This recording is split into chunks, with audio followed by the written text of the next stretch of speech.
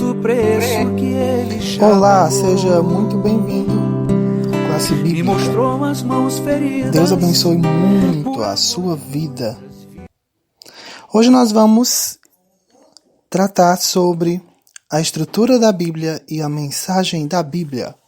Se você tem interesse nesse assunto, por favor, compartilhe, né? E fique por dentro de informações relevantes para a sua vida.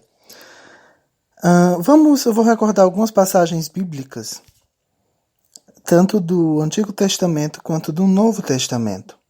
Isaías capítulo 30 e versículo 8 diz assim: Vai, pois, agora, escreve isto numa tábua perante eles, e aponta-o num livro, para que fique escrito para o tempo por vir, para sempre e perpetuamente. E Isaías 34:16 diz: Buscai no livro do Senhor e lede. Nenhuma destas coisas falhará, nenhuma nem outra faltará, porque a minha própria boca o ordenou e o seu espírito mesmo as ajuntará. Lucas 4:17 diz: E foi-lhe dado o livro do profeta Isaías, e quando abriu o livro, achou o lugar em que estava escrito. Versículo 18: O Espírito do Senhor é sobre mim, pois que me ungiu para evangelizar os pobres, enviou-me para curar os quebrantados de coração, a apregoar 19, versículo, né? A apregoar a liberdade aos cativos, a dar vista aos cegos, a pôr em liberdade os oprimidos, a anunciar o ano aceitável do Senhor. E cerrando o livro, versículo 20, e tornando-o a dar perdão ao ministro, assentou-se e os olhos de todos na sinagoga estavam fitos nele. 2 Pedro 1, 20 e 21. Sabendo primeiramente isto, que nenhuma profecia da Escritura é de particular interpretação, porque a profecia nunca foi produzida por vontade de homem algum, mas os homens santos de Deus falaram inspirados pelo Espírito Santo. Eu quero destacar um versículo em especial lá de Hebreus 4:12, que diz: Porque a palavra de Deus é viva e eficaz, e mais penetrante do que espada alguma de dois gumes, e penetra até a divisão da alma e do espírito, e das juntas e médulas, e é apta para discernir os pensamentos e intenções do coração. A Bíblia foi escrita segundo a presciência de Deus, para revelar ao homem o plano de salvação. O que forma a estrutura da Bíblia é a sua organização presciente na mente de Deus. Um plano celestial foi elaborado para a revelação do objeto principal desse plano, que é o Senhor Jesus. No Antigo Testamento nós temos alguns nomes e títulos que identificam a Bíblia. São eles o livro. Um dos títulos mais singelos e objetivos é este, né? A partir de Moisés, a vida religiosa dos judeus foi organizada. Toda a vida do povo foi orientada por leis e ordenanças escritas num livro, para memória e obediência, como nós vemos em Êxodo 17:14 e passagens similares. Às vezes aparece como o livro do concerto, por exemplo, em Êxodo 24:7, e como o livro da lei, em Deuteronômio 28:61 e algumas outras passagens, ainda como o rolo do livro no Salmo 40 e no versículo 7, e ainda como as palavras do livro em Isaías 29:18, o livro do Senhor em Isaías 34:16 e os livros em Daniel 9:2. Um outro nome no Antigo Testamento que aparece também para identificar a Bíblia é Escrituras. O termo Escrituras não é meramente um título dado à Bíblia, mas refere-se, como nos atesta Êxodo 32:16 e Daniel 10:21, ao que está escrito, ao que está na Bíblia. Um outro nome é Palavra do Senhor ou Palavra de Deus. São títulos bem conhecidos e aparecem em várias partes da Bíblia, sempre se referindo ao que Deus falou. Nós vemos, por exemplo, em Jeremias 2:31. Um outro nome, ainda também do Antigo Testamento, é a Lei do Senhor ou a Lei, designação feita especialmente para referir-se à lei dada ao povo de Israel através de Moisés. Nós podemos ver essa expressão em Jeremias 1:7-8 e em passagens similares por todo o Antigo Testamento. Já no Novo Testamento, nós temos a lei e os profetas, lá em Mateus 7:12, é um texto conhecido, E outras passagens também, nos evangelhos. Esse título é citado no Novo Testamento em referência ao Antigo Testamento. E ainda no Novo Testamento é chamada a expressão oráculos de Deus, para se referir à Bíblia. 5 vezes a palavra oráculo é encontrada no Novo Testamento. Na pregação de Estevão, em Atos 7,38, por exemplo.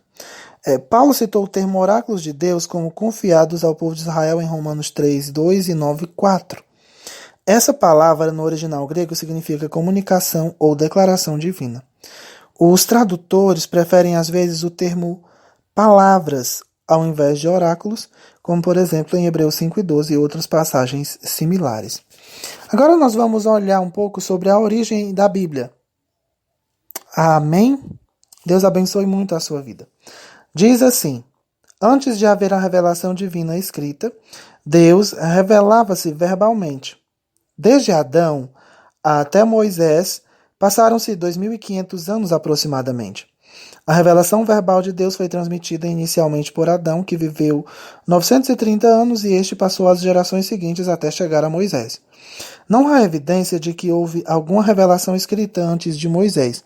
Por isto Deus lhe ordenou, em Êxodo 17:14, escreve isto para memorial num livro. Quanto aos escritores da Bíblia. A Bíblia foi escrita num período de 1.600 anos, aproximadamente por 40 autores distintos. Esses autores não formaram uma comissão especial para produzir juntos uma Bíblia. Pelo contrário, a maioria dos autores nem ao menos se conheceu e nem planejou formar uma coleção de 66 livros que mais tarde foi denominada Bíblia. Um fato interessante acerca dos autores da Bíblia é a diferença de cultura entre eles. Aleluia. Moisés, Lucas e Paulo eram homens cultos, porém outros foram reis, pastores de ovelhas, fazendeiros, médicos, copeiros, soldados, lavradores, e viveram em épocas distintas uns dos outros, em ambientes variados. Porém, há algo que se destaca em tudo isto. Deus fez uso desses homens distintos entre si para entregarem ao mundo uma só revelação. Agora, você pode ter dúvida também quanto às línguas originais da Bíblia. A Bíblia, por ser um livro de procedência israelita, foi escrita nas línguas faladas pelo povo israelita. Devido à sua história acidentada pelas guerras, exílios e submissões aos domínios de outros povos, o povo judeu, sem perder suas características essenciais, sofreu enormes mudanças no seu sistema de vida política, social e religiosa. As línguas originais da Bíblia são o hebraico e o grego, com algumas partes no Antigo Testamento escritas em aramaico. Então, as línguas originais da Bíblia, hebraico, grego e aramaico. Quanto aos autores, eu citei pelo menos 3, mas nós temos uma série de outros aí. Quanto aos materiais de escrita da Bíblia. Principais materiais utilizados. Nós temos o papiro, que é o nome de uma planta aquática própria das margens alagadiças do rio Nilo, na África, especialmente no Egito. Os antigos egípcios utilizavam o material dessa planta, entre outras coisas, para a fabricação de uma espécie de papel. Pergaminho. Esse material foi usado pelos egípcios e pelos babilônios. Era feito de peles curtidas e amaciadas de cabras, ovelhas e de bezerros. Os pergaminhos eram preparados de tal modo que podiam resistir ao tempo muito mais que o papiro. Em 2 Timóteo 4:13, a Bíblia diz que Paulo usou pergaminhos para escrever suas cartas. Ostracas eram feitas de um material comum e fácil de encontrar, cacos de cerâmicas. Muito utilizado para a inscrição de pequenas notas feitas com pincel e tinta de carvão vegetal. Os instrumentos de escrever eram os mais variados. Havia cinzéis ou estiletes de metal com os quais se podia fazer inscrições sobre pedra, metais, marfins e argila. A tinta mais comum era feita da mistura de carvão negro, vegetal, pulverizado com goma ou azeite para uso sobre pergaminhos e papiros.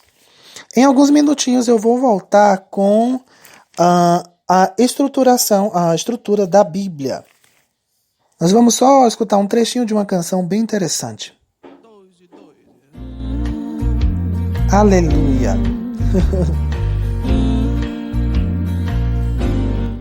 Você está com Classe Bíblica e a gente está ouvindo aí Canção e Louvor Sossega. É uma música que eu acho bem interessante.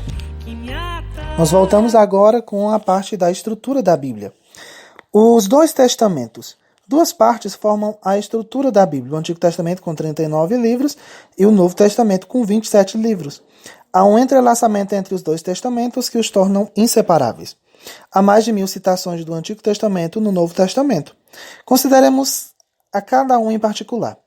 O Antigo Testamento, em 5 grupos, é dividido. Ele tem o Pentateuco, que é 5 livros, Gênesis, Êxodo, Levítico, Números e Deuteronômio.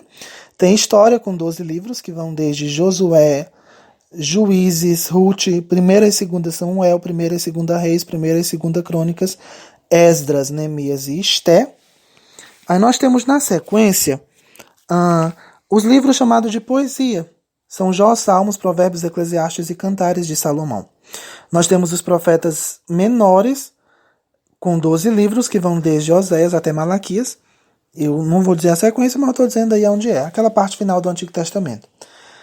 Vai desde Oséias a Malaquias. E nós temos os profetas maiores com 5 livros. São Isaías, Jeremias, Lamentações, Ezequiel e Daniel. O Novo Testamento.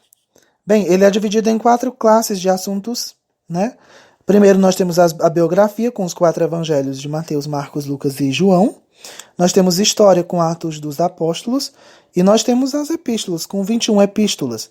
13 epístolas de Paulo, 1 aos Hebreus, sem autor definido, e mais 7 epístolas, chamadas epístolas gerais, que são Tiago, 1ª e 2ª Pedro, 1ª, 2ª e 3ª João e Judas.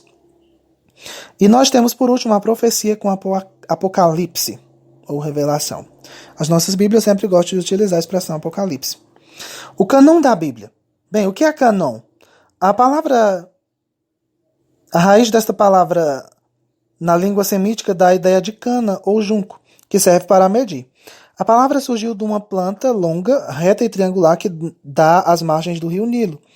Por causa do alongamento da cana, era utilizado como vara de medir. Desse modo, o sentido metafórico da palavra cânon é empregado para significar aquilo que é conforme a regra ou medida. A ideia essencial da palavra cânon é a da linha reta ou direita. Assim sendo, o cânon da Bíblia é a seleção rigorosa de todos os escritos. Oh, meu Deus.